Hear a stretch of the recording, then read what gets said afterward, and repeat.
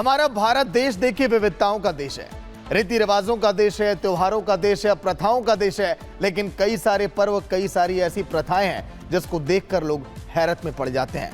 हम बात कर रहे हैं हिमाचल के शिमला के, जहां पर एक पत्थरबाजी की परंपरा है।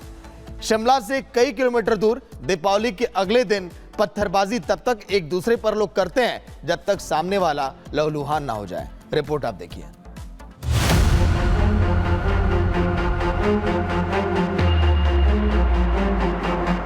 एक दूसरे पर पत्थर बरसाए जा रहे हैं। ये कोई आपसी भिड़ंत नहीं है, ना ही कोई दुश्मनी निकाली जा रही है, बल्कि सदियों से चली आ रही परंपरा का निर्वाह किया जा रहा है।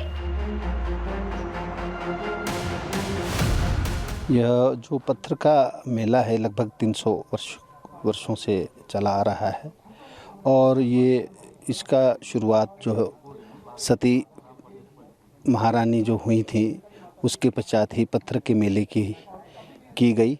इससे पहले मानवबलि का यहाँ विधान था।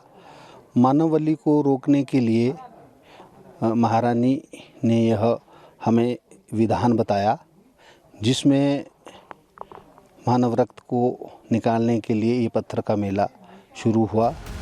शिमला से 26 किलोमीटर दूर धामी में पत्थरों का अनोखा मेला आयोजित किया जाता है। इस मेले का नाम पत्थर मेला है। इसका आयोजन दीपावली के एक दिन बाद होता है। इस मेले में बड़ी संख्या में युवा हिस्सा लेते हैं। इस मेले में दो दल एक दूसरे पर पत्थर बरसाते हैं। में जो सदियों पुराने जो वही स्थान है जहाँ मेला होता है और काफ़ी डिस्टेंस से मारा जाता है। ये ऐसा नहीं है कि भाई बिल्कुल आमने सामने खड़े होकर मारा जाता है और काफ़ी जो है वो काफ़ी डिस्टेंस होता है। जब आप जाएंगे देखेंगे वहाँ पे तो काफ़ी डिस्टेंस से मारा जाता है। और इसमें ऐसा है कि भाई कभी डायरेक्ट पत्थर नहीं लगता, ये हमेशा ऊपर से उठता हुआ पत्थर होता है। और जब भी किसी को लगता है तो वहाँ किसी भी खुद को उसके बाद फिर ये मेला संपन्न हो जाता है तिलक के साथ लगने के बाद। सदियों से चली आ रही इस परंपरा का जुड़ाव धामी रियासत के राज परिवार से है। सबसे पहला पत्थर राज परिवार की ओर से ही मारा जाता है। उसके बाद दोनों ओर से पत्थर की बौछार की जाती है। दोनों ओर से पत्थरों की बरसात तब तक बंद नहीं होती जब तक कोई लहूलुहान ना हो जाए। इस पत्थरबाजी में जिस व्यक्ति का रक्त निकलता है उससे माँ भद्रकाली को रक्त तिलक किए जाने की परंपरा है।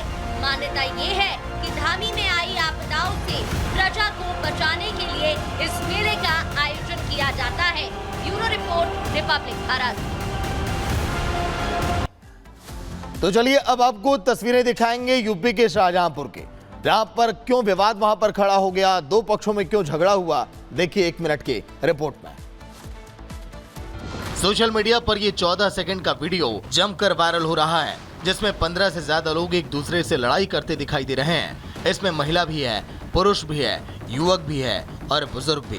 दोनों गुट एक दूसरे पर लठ बरसा रहे हैं, गिरा गिरा कर मार रहे हैं। इतने में एक युवक को इतनी चोट आती है कि वो जमीन पर गिर जाता है। उसे लोग उठाने जाते हैं और उसकी भी डंडों से पिटाई कर दी जाती है। तस्वीर यूपी के शाहजहांपुर की है, जहां के अल्लाहगंज में जमकर मारपीट हुई। ये मारपीट जमीन विवाद के चलते हुई। दो पक्ष में पहले बहस हुई, फिर वो आपस में भिड़ गए। दोनों पक्षों ने जमकर लाठी डंडे बरसाए, जिससे जो मिला उसको मारा। ना उम्र देखी, ना महिला पुरुष का भेद किया, बस दनादन लाठी भांजते चले गए। इस मारपीट में दोनों पक्षों के लगभग 5 से ज्यादा लोग घायल हो गए। लखनपाल ने थाने में दी तहरीर, जिसके मुताबिक पुरानी रंजिश के चलते विक्रम यादव समेत 6 लोग घर पर आ धमके, जिसमें उनके भाई हरिपाल और भाभी सुंदरी को गाली गलौज करते हुए लाठी डंडों से पीट पीट कर लहूलुहान कर दिया गया। अब आपको मौत का एक ऐसा लाइव वीडियो दिखाएंगे जो तस्वीरें सीसीटीवी कैमरे में कैद हुई कि आपका कलेजा देख के मुंह को आ जाएगा। एक बच्चा जो साइकिल चला रहा था, कैसे पलक झपकते ही एक खतरनाक स्टंट से उसकी मौत हो गई। देखिए 1 मिनट की रिपोर्ट में।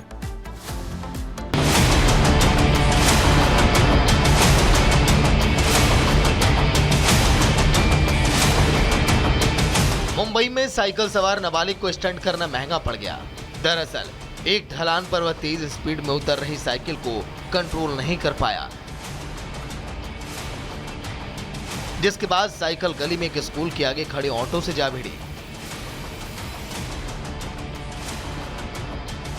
इस हादसे के बाद नाबालिग की मौत हो गई। पुलिस ने शव का पोस्टमार्टम कराने के बाद परिजनों को सौंप दिया। पुलिस मामला दर्ज करके आगे की जांच अब कर रही है।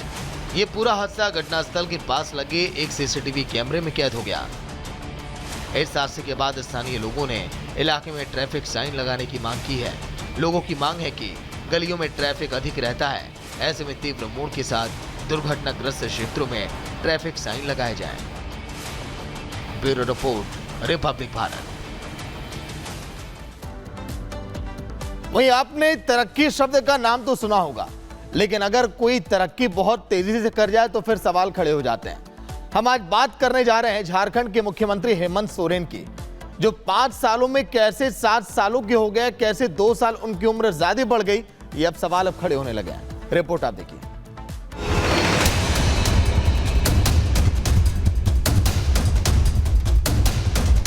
दो साल अपने आप बढ़ चुका है। कैसे बढ़ा? सर्टिफिकेट में देख लो तो बीआईटी मिश्रा में हेमंत पढ़े। कुर्सी जाते हुए दिख रहा है तो गड़बड़ा रहे, कहीं कुछ लिखना चाहिए तो कहीं कुछ छूट रहा है, कहीं कुछ छूट रहा है। बीजेपी तो अनावश्यक रूप से लोगों को परेशान करने के लिए इस तरह के काम करती है। ये सारे इन्फॉर्मेशन सही है। उम्र पर हंगामा क्यों है बरपा? झारखंड का चुनावी रण काफी दिलचस्प होता जा रहा है। हेमंत सोरेन पहले घुसपैठियों के मुद्दे पर घिरे थे, लेकिन अब चुनाव में सोरेन की उम्र पर सवाल उठने शुरू हो चुके हैं। झारखंड में हेमंत सोरेन की उम्र पर सियासी गणित का गुणाभाग शुरू हो चुका है। ऐसा इसलिए कि झारखंड के मुख्यमंत्री हेमंत सोरेन की उम्र को लेकर एक नया विवाद शुरू हो चुका है। हेमंत सोरेन ने बरहेट सीट से नामांकन पत्र दाखिल कर दिया है। हेमंत ने जो हलफनामा दाखिल किया उसके मुताबिक उनकी उम्र 5 साल के अंतराल में 7 साल बढ़ गई है। साल 2019 में हेमंत के नामांकन पत्र में उनकी उम्र 42 साल बताई गई थी, लेकिन इस साल उनकी उम्र 49 साल बता दी गई, जिसके बाद बीजेपी को बैठे बिठाए सोरेन को घेरने का एक और मौका मिल गया। मुख्यमंत्री होते हुए उनको अपने उम्र का अंदाज नहीं, झारखंड का विकास का भी उनको अंदाज कभी नहीं रहा है। इतनी हड़बड़ी में है चुनाव हारने के लिए कि अपने उम्र का भी वो गलत हल्फनामा डाल, इसलिए कानून सम्मत कार्रवाई होनी चाहिए। माननीय मुख्यमंत्री जी ने 2024 में अपने नॉमिनेशन के दौरान जो एफिडेविट दिया है और जो उनके पहले का एफिडेविट है उसमें भारी कॉन्ट्राडिक्शन है। और हास्यास्पद बात यह है कि मुख्यमंत्री जी की आयु सिर्फ 42 वर्ष थी 2019 में, पर 5 वर्षों में इनकी आयु 7 वर्ष बढ़ गई और ये 49 वर्ष के हो गए। तो ये कैसे संभव है मुख्यमंत्री जी? मिस्टर हेमंत सोरेन 5 वर्षों में 7 वर्ष उनकी उम्र बढ़ गई है। 2019 में उन्होंने अपने हलफनामे में एज बताई 42 और 2024 आते आते मतलब 5 वर्षों के बाद उनकी एज हो गई 49, मतलब 5 साल में 7 साल बढ़ गए उनके। बीजेपी आरोप लगा रही है कि हेमंत सोरेन ने चुनावी हलफनामे में धोखाधड़ी की। बीजेपी के सवाल है कि अगर इस बार उम्र सही है तो क्या 2019 में गलत हलफनामे के आधार पर सोरेन ने चुनाव जीता था?